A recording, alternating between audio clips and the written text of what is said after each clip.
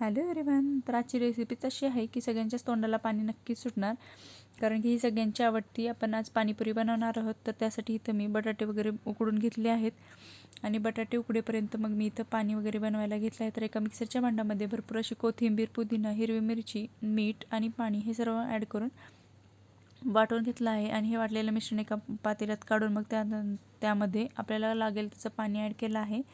आणि त्यानंतर त्यामध्ये काळं मीठ, पाणीपुरी मसाला आणि चाट मसाला हे सर्व ॲड केलं. आणि मी वेगळं पाणी गोड बनवलं नाही, तर यामध्येच मी चिंचगुळाची चटणी पण ॲड केली, म्हणजे दोन्ही पाणी एकत्रच करता येईल म्हणून.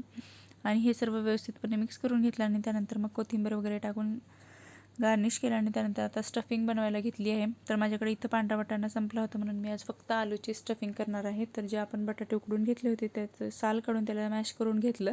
त्यानंतर त्यामध्ये मीठ, काळं मीठ आणि परत पाणीपुरी मसाला आणि चाट मसाला हे सर्व व्यवस्थित आणि थोडीशी हळद आणि थोडंसं लाल तिखट हे सर्व टाकून मिक्स करून घेतलं. आणि त्यानंतर कोथिंबीर वगैरे टाकून मिक्स करून घेतलं. आणि आपल्याला आता पाणी वगैरे रेडी आहे. मी पुऱ्या पण तळून घेतल्या आहेत आणि शेव पण घेतली आहे. तर पाणीपुरी बनवूया.